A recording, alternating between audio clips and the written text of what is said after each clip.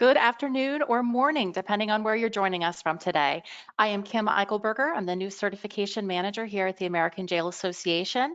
And on behalf of our staff and our board of directors, I'd like to thank you for joining us today. As we present to you, Certified Jail Supervisor Seize the Opportunity. As many of you know, AJA offers 4 different certification programs.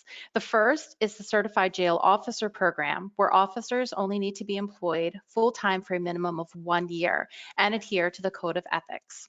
The Certified Jail Supervisor Program is what we're here to discuss with you today. So again, thank you for joining us. The Certified Jail Manager Program is for those employed full-time for a minimum of 1 year as a paid jail manager as defined in our handbook, or have been previously employed full-time for a minimum of 1 year as a paid jail manager with no more than a 2-year lapse in employment since the time of their last exam. And we also offer the Certified Correctional Trainer Program, which is directed towards our training staffs. So when you have time, I would like to refer you back to our website, aja.org, where you can go and read all of the handbooks that we have for any of the certifications that you or your staff may be interested in. We'd like to encourage you to go to our website at any time. And if you ever have any questions, feel free to reach out to me via email or phone. I try to get back to you as quickly as I can. And my contact information will be on the last slide that you will see this afternoon. Again, thank you for spending part of your day with us. As I stated, I am relatively new to AJA. I've been here almost 6 months, so I have learned a lot in that time, and I have been able to reach out and talk to many of you. So for those that I have not met yet, please feel free to reach out to me to say hello. I would love to hear from you. Today, we are fortunate to have 2 other panelists with us, and I am very excited that we have Lisa Peck, who is the chair of the Jail Manager Certification Commission, and we have Jared Schechter, who is a JMCC commissioner. So I would like to go to our next slide. And our panelists, as you can see, Lieutenant Lisa Peck started with the Mesa County Sheriff's Office in Grand Junction, Colorado in 2001. She earned a Bachelor of Science in Criminal Justice Administration from the University of Phoenix in 2006 and graduated from the National Jail Leadership Command Academy in 2012. She became a certified jail manager in 2013 and was appointed as a commissioner on the Jail Manager Certification Commission in 2016. A 20-year veteran of corrections, Colonel Jared Schechter is the support division commander for the Detention Bureau of the Edgewood County, Kansas Sheriff's Office. He is an ACA auditor, a CJM, a CCM, a graduate of NIC's Large Jail Administrator Program, and the 25th Administrative Officers Course and Police Executive Leadership Program through the Southern Police Institute. Captain Schechter is an at-large board member of the Kansas Correctional Association and a commissioner on AJA's JMCC. He holds a master's degree from the University of Louisville and is an adjunct professor at the Wichita State University. And we were recently informed that he received a promotion to jail administrator, and that will take place and effective September 1st. So congratulations, Jared.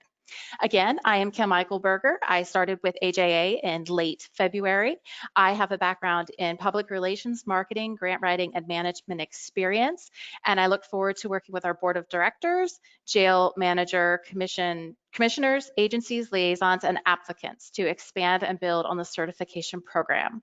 I am a proud graduate of Shepherd University, which our alumni call Harvard on the Potomac, and I hold a Bachelor of Science degree in communications with a minor in political science. So there's just a couple of housekeeping items that I want to address today. So let's go back. First of all, if you need any type of technical assistance, please click the help button at the side of your screen. Feel free to type in questions throughout the presentation, and we will get to them at the end during our question and answer session. At this time, I'd like to turn it over to Lisa and Jared, who would be kind enough to explain how the Certified Jail Supervisor Program came to be. Welcome, everyone. We're very happy to have you all take time out of your day today to be a part of this podcast. About 2 years ago, a year and a half ago, the JMCC was tasked with creating a new certification program. And when we reviewed all of the options that were out there, we noticed that we had a gap between CJO and CJM, and we were missing a lot of our mid-level supervisors that were out there who had the ability to be certified, but they just didn't fit into either one of those categories. And so at that point, we created the Certified Jail Supervisor certification. And this past year is when we launched it, and we have started to see some of those supervisors become certified, and we are very excited to see it continue to grow.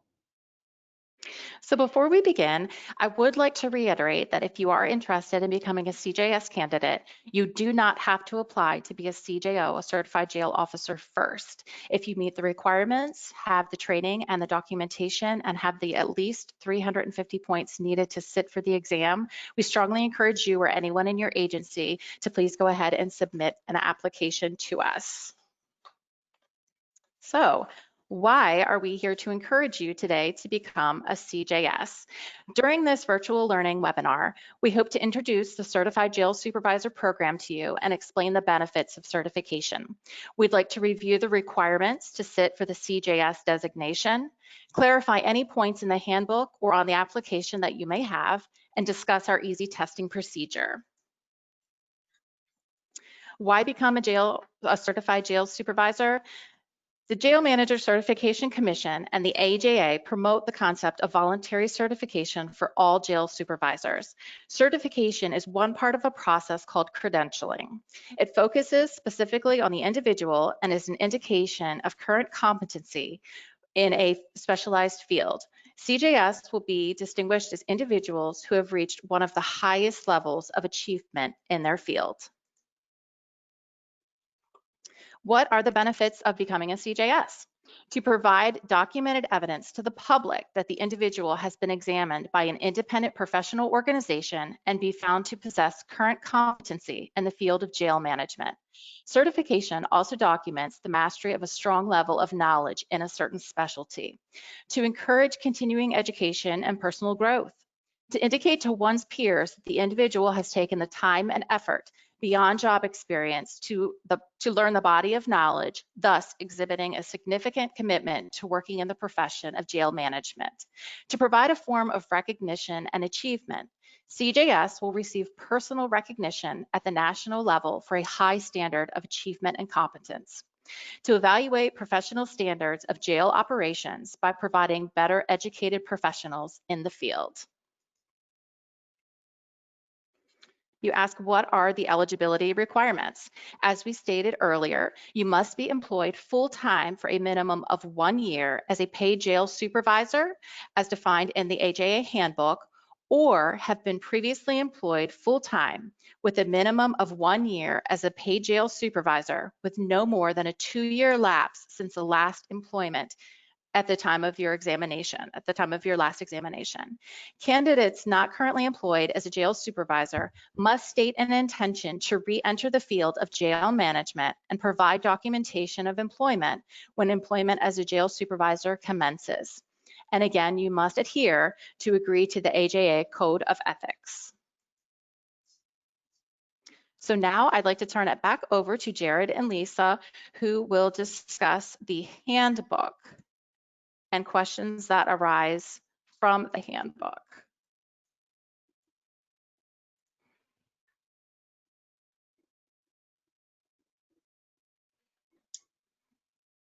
All right. Once you do begin your certification journey, please make sure you download this handbook in order to ensure that you get everything put together correctly and you're ready to go. A lot of this handbook is being covered today, and some of it has already been covered in other slides, and some of it will be covered in some future slides. So I'm going to have Kim go down to page 5 for us so that we can discuss the content of the CJS test.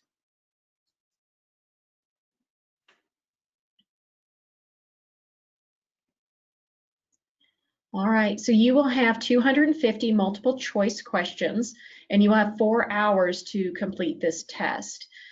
You will see that there is a list of what topics are categories that we have for the test of management, legal, safety, security, professional issues, communications, environment, equipment, technology, special populations, and support services. And you also see that there's percentages that are next to those categories, And those percentages tell you what percentage of the test is are going to be the questions that they're going to come from. I think the important thing to remember with the tests and the questions that make some people nervous going in is we took time as a JMCC over the last year and a half we were doing this to focus on questions that fit the mid-level ranks, that fit the sergeants, the lieutenants, the mid-level ranks, and what your daily responsibilities are, what you deal with as a leader at the mid management in your organization, and what you deal with the inmates every day, and your own question from your deputies and your officers. So it's not stuff that a command staff or executive staff would deal with. It's more focused on stuff that mid-level line supervision would deal with. So it's really trying to focus the questions into those areas to make it so it's relevant to what you do. And one of the things to remember with these questions is that the answers are based off of national standards. They're not your state standards or your local standards or your agency's individual policies and procedures. This is answers that come from national standards, and sometimes some people get a little tripped up by that. So it's just something to keep in mind that that's what we're looking for. And we also have each category broken down into what is involved in what actually goes into each of those categories, so that you know a little more so what goes into those percentages when you're preparing for your test.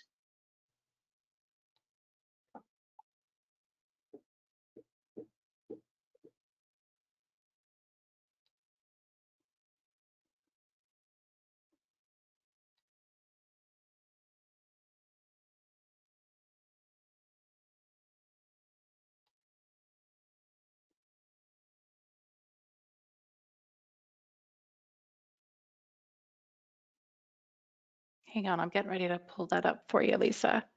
Okay.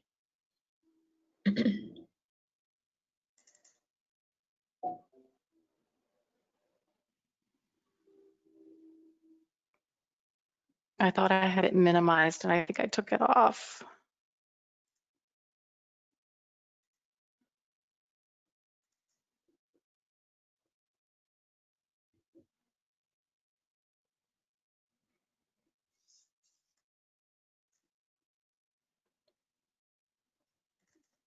All right, give me a second. The application will be here momentarily. And while she's bringing that up, please do type in your questions so our panel can answer those at the end of the presentation. Thank you for that reminder, Connie.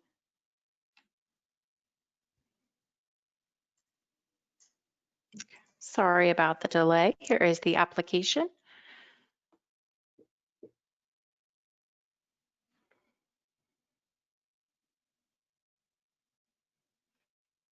All right, the application is broken down into 3 different sections. Your first section is your education and training. The second is your paid experience, and the third is your leadership activities. The thing to remember with this is that in section 3, you are required to have at least 10 points in that area. So even if you have 350 and more points across the board on your application, if you do not have 10 points in section 3, you will not be eligible to test.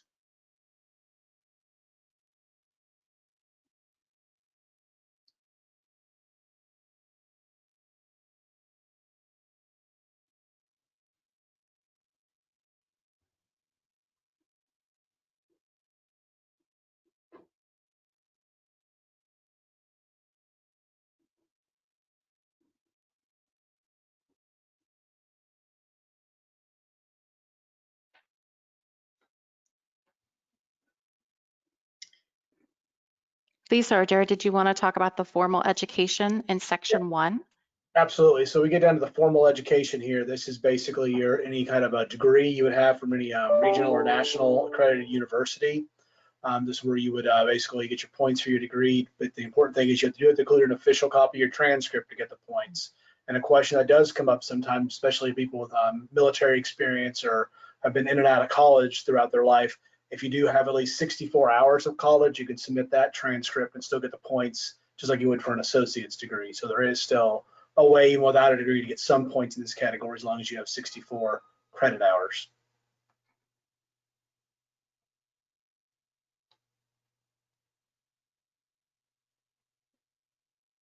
And then the next section of section 1, the next part of section 1 is your education and training that is supervisory based through your agency or through your job and all of the trainings you've done. In this area, the thing to remember is we are looking for supervisory leadership and those kinds of trainings. We're not looking for your basic training that you do like for defensive tactics and CPR and things like that. You will notice in this page that there's a box and it has blue writing in it. Those are areas you really need to pay attention to because that tells you the extra that you need to put in. So on this one, you have extra documentation that you need to make sure you provide so that the application can be processed without any delay. You are required to have 2 of these trainings that happened within the past 3 years, and you have to have at least 40 points in order to get the points through this section. And these ones here, these are your in-person trainings. You can have had a supervisor training through your agency. It can be through another agency maybe that you were visiting. It can be through a conference and things like that. But these are the ones that you have attended in person.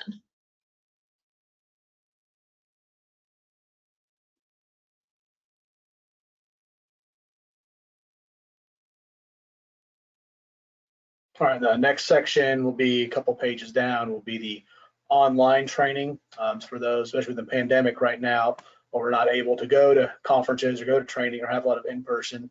There is options here for some online training. The big difference here is it's counted by hours. You get basically 1 point per hour in the online training. And AJA is doing a lot more online training now. There's ACA out there, NIC. There's different options out there for online training, but it does allow for those of you who can't go anywhere or the agency won't allow you to go anywhere to get some training in this area to count.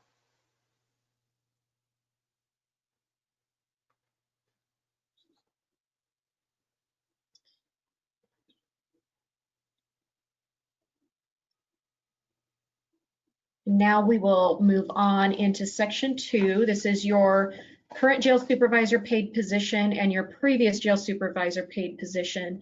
One of the things in this area is that you do need to make sure you do is that your jail administrator does have to sign off on this section here. So make sure you remember to get that signature before you turn your application in, and you also have to have your job description attached. One of the things that we get a question about often in this section is clarifying the full-time jail supervisor. So for that is somebody who you are assigned staff and you supervise them every single day, which is different from when you're a field training officer or if you're a part-time supervisor, fill-in supervisor, and things like that. So we are looking for those whose job description has that you supervise staff full-time every day.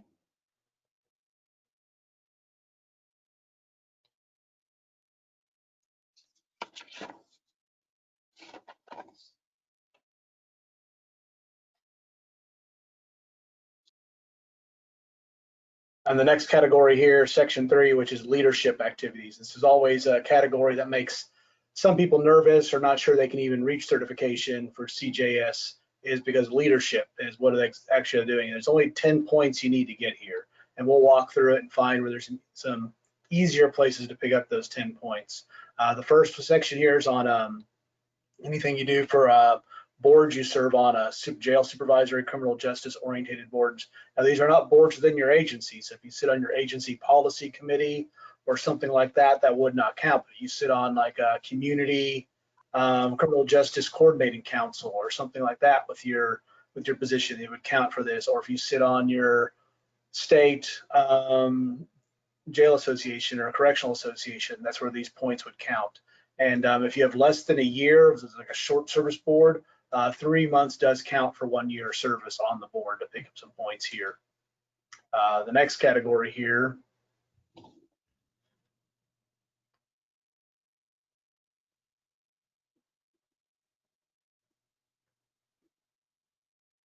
is any scheduled speaking you do. So this would be related to jail supervisory or correctional type subjects to government officials, criminal justice groups, but it's not going to be training or presentations you give to your own employee agencies. If you go out to your academy and teach, it's not going to count for this. But if you go teach at a state academy maybe, or if you go and you teach at another neighboring jurisdiction, invites you out to teach a class or do a presentation, that would count. Or if you spoke at a conference, or if you went and spoke at did a presentation for a college class to a group of students about your facility and how your facility runs, those kind of things would count for points right here.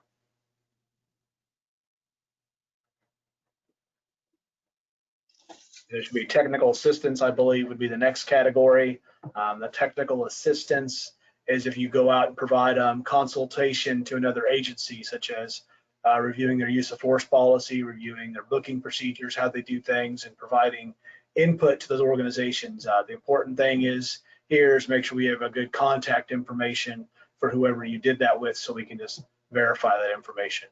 The next section would be on jail audits. If you're an auditor, that'd be the next section. The important thing about the audits is that it is limited to 16 points per audit, and you can only take count 3 audits per application or per recertification.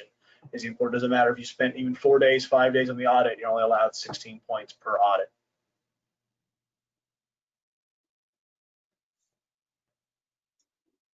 Your next category on here is your work published outside of your employee agency. So this could be an article in a magazine, it could be a book, it could be even a journal, something like that, as long as it's something that's not published by your agency. So if you wrote an article for AJA's magazine, that is something that you could count here. I believe the next category is certification, if I remember correctly. And this is where those who are CJOs now, it's 10 points right there that you get your 10 points in this category to get your leadership minimum threshold hit. But also if you hold certifications from other associations or other places, points are accepted for those things also. So there's some places to pick up points and be recognized for the certifications you may already have.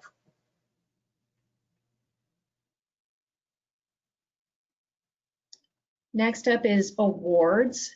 These are awards that are given to you outside of your agency. So you can have an award that comes from your county for service with the job that you do, as long as it's not coming from the agency itself. So your city, your state, national, things like that, those are the awards that you can get credit for here. And the last category is going to be membership. So if you're already a member of AJA or any other correctional association, this would be, or even state association, this would be where you would get points for years of being, I'm sorry, I've jumped ahead. It's community-based volunteer. Forgot a category. But this is an important thing, though, for those of you who are civic-minded to do work in your community and do things, be up and above and beyond what your career is. So if you work with the Red Cross in your community, or work with the Rotary Club or the Cancer Society or different organizations, the chance to get points for years of service doing that also for those who do volunteer in their community. I know a lot of us do that. Then we'll talk about what I was going to talk about, and that's membership. So that'd be your AJA, ACA, any state association you'll be a member of. The important thing is we do not count law enforcement associations. So if you're a member of your FOP or your state peace officers association, those will not count us to be a jails or corrections membership, but it is a place to pick up if you're already a member, to pick up some points in these areas.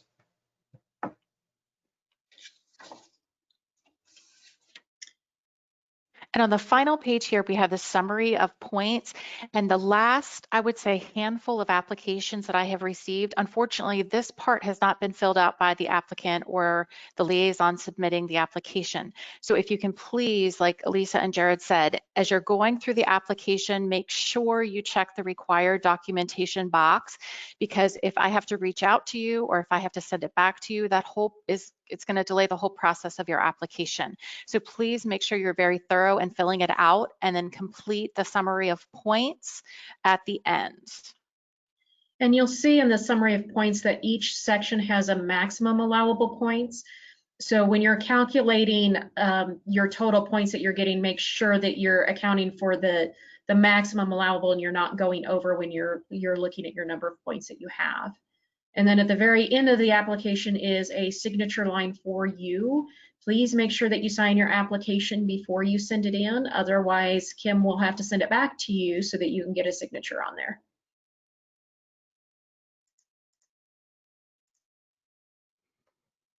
So these are just the highlighted requirements for completing the application. If you are doing a formal education, you're trying to attribute points to that, please make sure you attach your college transcript. I need copies of any certificates, agendas, articles, training rosters that you may have depending on the training that you are claiming, a copy of your official agency position. That is something that in the handful that I've received this week, the current paid position has not been included. So please make sure they are completed. And of course, you've got to sign and have your supervisor sign off on the application as well.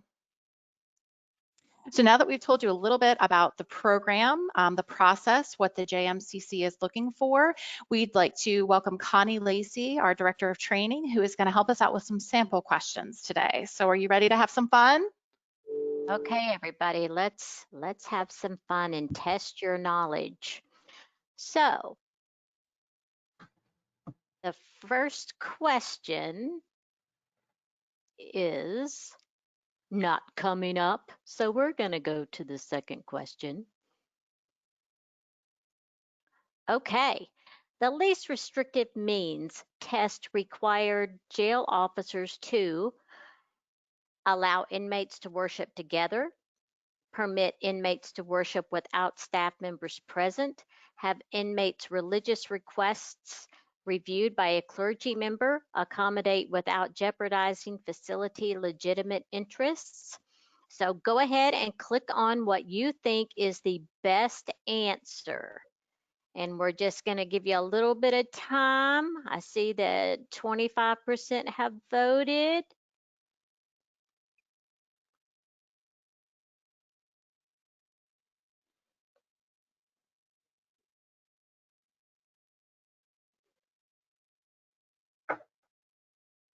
Okay, we're going to wind down. And I'm going to go ahead and close with just around 60% of the folks voting. And now we're going to share the results. And the results are A, 9%, B, 12%, C, 15%, or D, 64%. So, okay, what's the answer, folks? D is the correct answer. Okay. And you're looking, again, you're looking for the best answer. All right, let's do another one.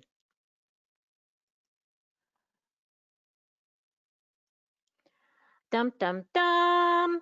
Vicarious liability refers to the fact that a supervisor may be held liable for actions of subordinates, is afforded a level of qualified immunity for litigation, show deliberate indifference to be included in litigation, is not liable for giving direct orders in violation of your P&P. So go ahead and start voting for what you, well, clicking on what you think is the best answer to this question. Some may be more right than others, so please choose the one that is the most right. Does that sound right? Okay.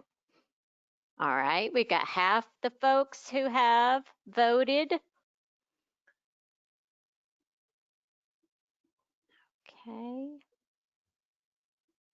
All right, we're going to wrap this up with right at 60%.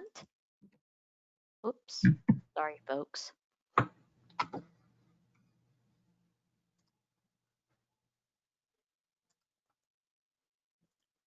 Okay, I'm going to close and now we're going to share. Okay, the most popular answer is A, may be held liable for actions of subordinates. And the correct answer is? Great job, letter A. Yay, everybody. All right, let's do another one.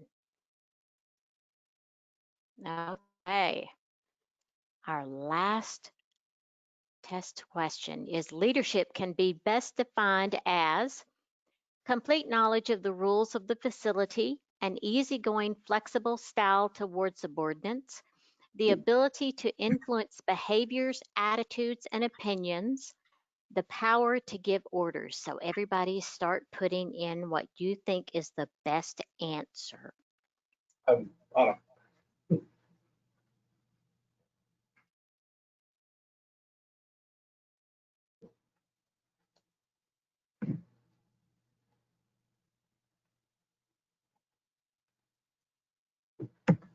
And just a reminder that these questions are like they will be on the test. They are multiple choice answers and they give you 4 answers and you pick the one that is the best answer.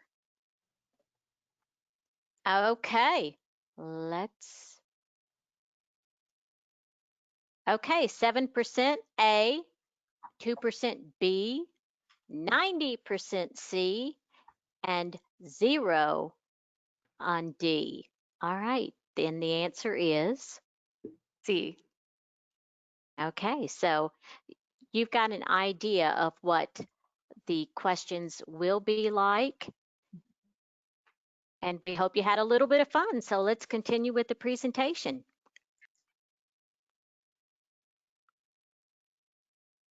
Okay, so we hope that you have heard something that interests you today and you are considering investing in your future. If you are an AJA member, you would get a price break on the exam, and that cost for an AJA member would be $299. AJA non-members pay $399 in order to take the exam. If for some reason you do not pass the exam the first time, you can take a retake exam for $200. When recertification comes up in 4 years, each certification is good for 4 years, the examination fee would be $200 at that time. And if you are one of our wonderful Leadership Academy graduates, you get a price break. So the price that you would pay or submit to take the exam would be $199.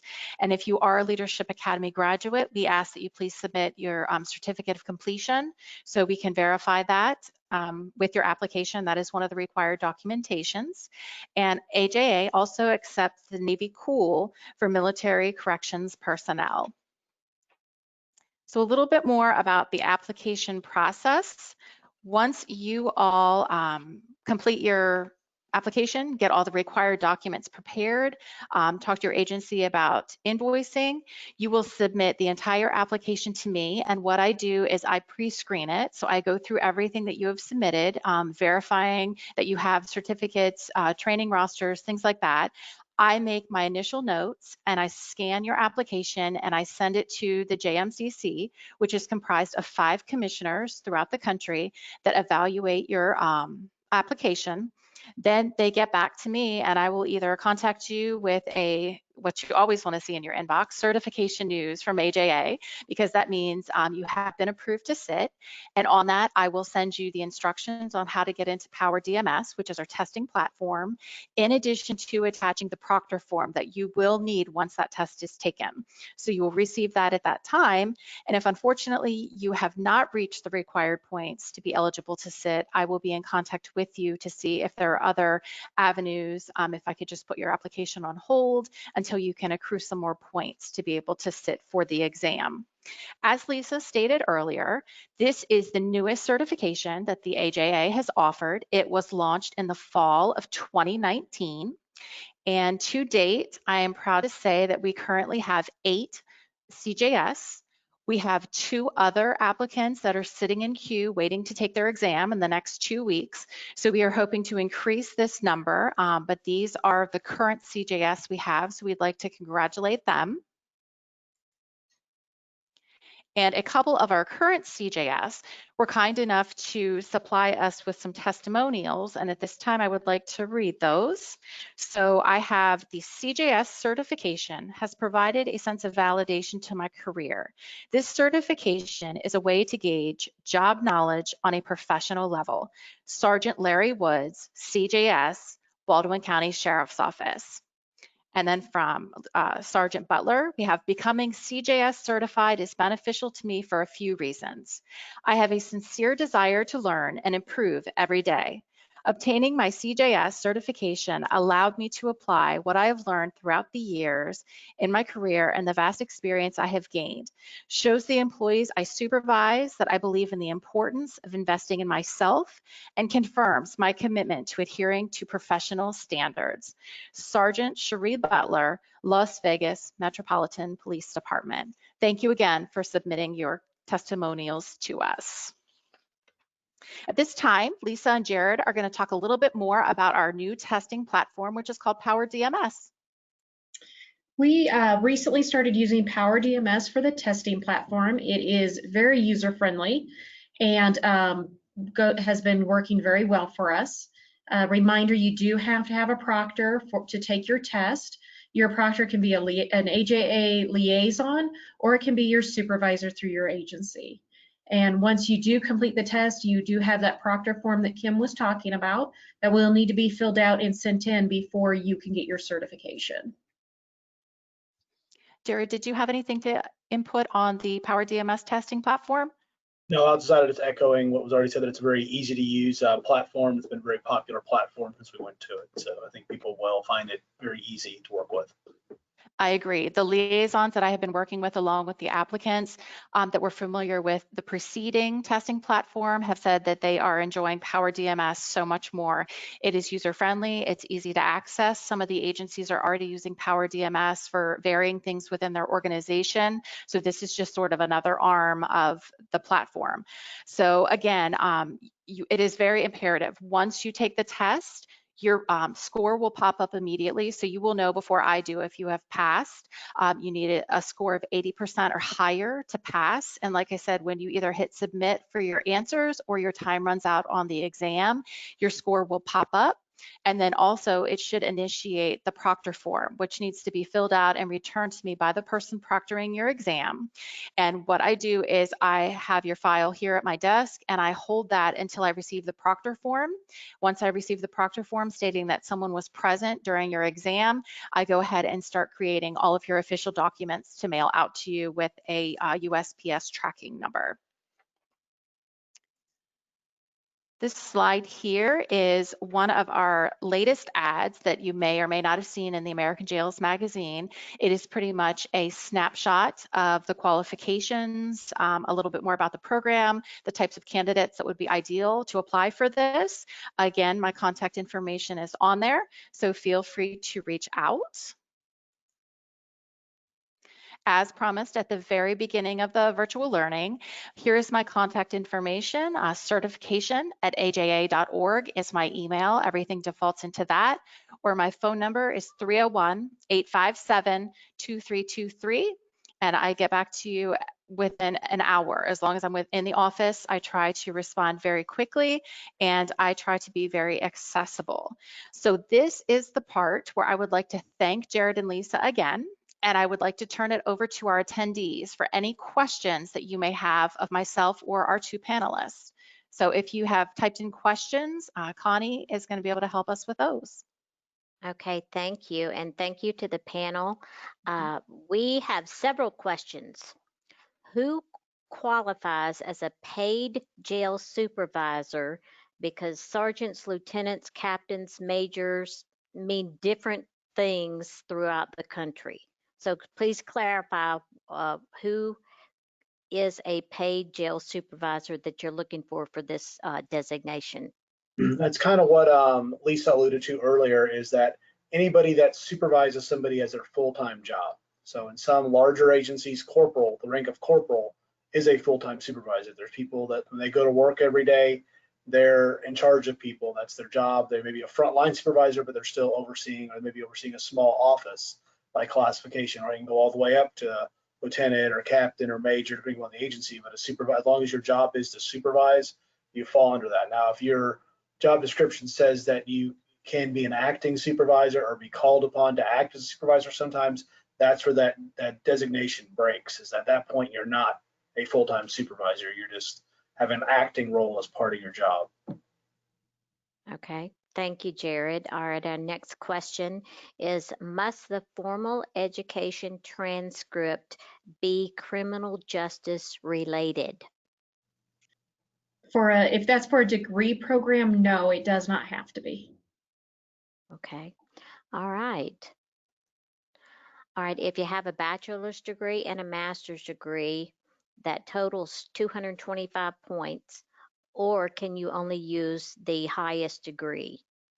You can only use the highest. We people try to do it, but you can only use the highest. So, It was a good try, though. oh, it's a good try. Uh, okay. I graduated from Northwestern University Center and got a public safety staff and command school. Um, okay, in 2015. Would this count toward my points, or is it too old? Good question. From 2015, it would Yeah. towards your points, but you still have to have, I believe it's the two or three trainings in the last 2 years. Lisa probably can remember better than I because she's smarter. But And So that does it can still count. and that does bring up a good point to clarify that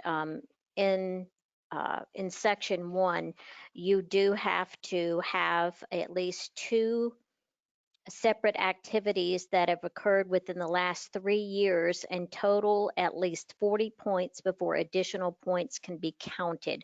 So you have to have that before you can be given credit for anything else. You two want to comment on that? no, I think you wrapped it up real well there, Connie. But yeah, that command school from Northwestern, yeah, they can count that. I guarantee that'd be a lot of points, but as long as they can fill that requirement of 2 other trainings the last 3 years that have a total of 40 points, then absolutely. Okay, next question. What is the total amount of points needed to take the exam? 350. 50.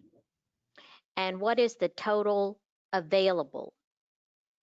I believe it's 775. 75? Yep, 725 or 775. 750, I think. Okay, 775. 770. 775. Okay.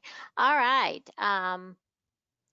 What is the difference between CJS and CJM? If you just want to clarify your earlier comments on why you started the program, that might help.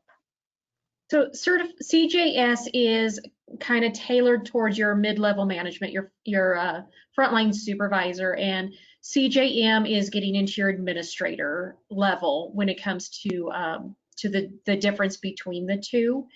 And there's a different number of points that you need in order to qualify for each one. And also it's the leadership section, the section 3. There's different. You have to have 10 points for CJS, whereas for CJM you have to have 20. Once you get into that administration level, there's that expectation you're going to have that ability to get those 20 points. Okay. All right. Actually, this is a question for everyone in the audience. Sean would like to know if you're aware of any jail across the country that has made these certifications a part of their promotional process. So if you want to put something in the chat, or you can even answer in the question function button, that would be wonderful. Okay, next question is, I graduated from the FBI National Academy in March of 2020. Could this count as points as well? If so, which section? That would count for your in your education for leadership schools you went to. That's kind of like where National Jail Leadership Command Academy, that's where it would be placed. So be in that same category. All right, wonderful. Okay, this organization has Power DMS, and this person is already a CJM. Can they proctor for a group of their staff? Yes, they can. Okay. All right. And then do you have to get the proctor approved beforehand?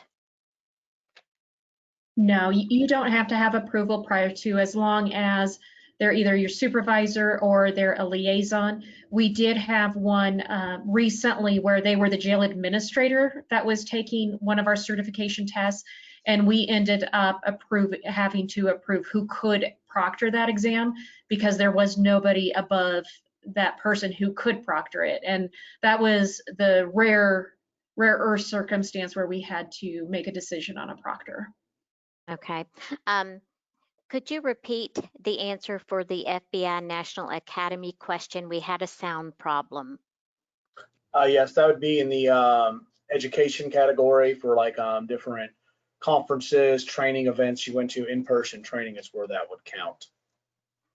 And an additional question to that, since that would be in the last 3 years, they would still have to have that second activity to, Correct. Yeah, to go. Okay.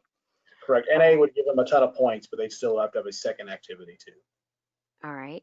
Okay. Under leadership activities, this person is a member of a state jail organization. They are a board member and a member.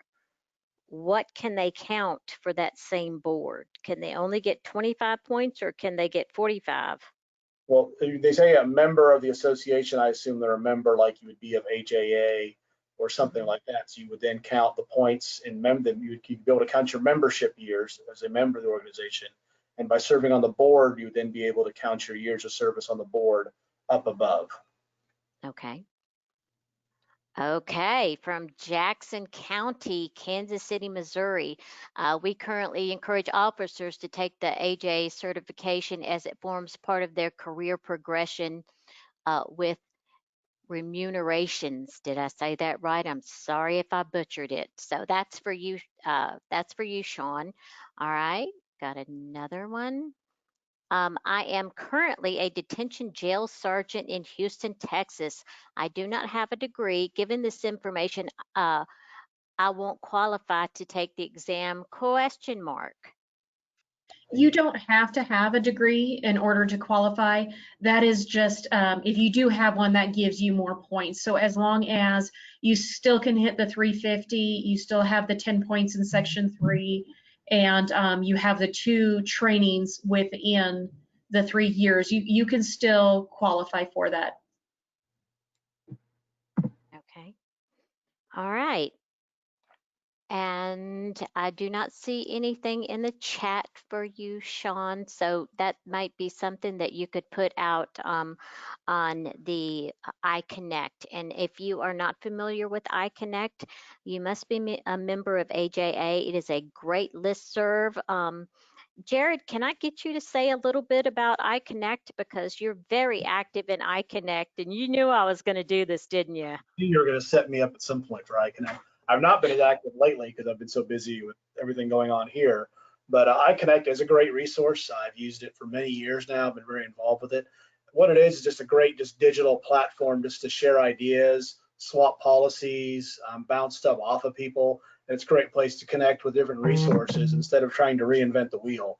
I think none of us are trying to reinvent the wheel at our agency. So if we can acquire, I think it's a good word, it's not steal, acquire ideas from other people on how to solve a problem, I think it's great because all of us run into problems all the time that we haven't seen. But you put it on iConnect, I guarantee somebody somewhere has already dealt with that problem and has a solution. So it's just a great resource to really help get you through some struggles sometimes. Oh, thank you, Jared. Okay, we have another question. What about serving as a FTO? FTO, I think that would just count towards your years of line officer service. I don't think it would count for anything else unless Lisa wants to correct me. No, that's correct. Okay. All right, this person does community service through his church. Would that count? It's not listed on here on the application. Lisa? It really doesn't. We're more of the civic community service. So your Lions Club, Rotary Club, Boys and Girls Club of America, things like that, and not the religious-based organizations. Okay, wonderful.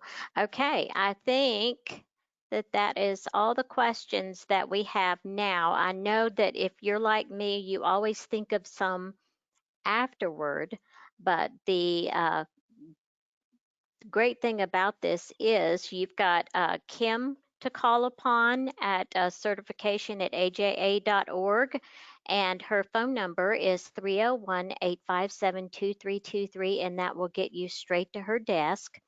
We are going to we are recording this webinar, and Lori Bachtel, our training coordinator, will send it out to you all. So if you would like to share it with your other staff, that would be wonderful.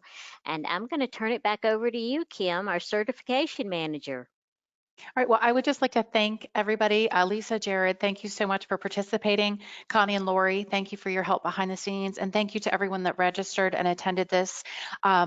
That is one thing that I would really like to do is really market and promote our certification programs.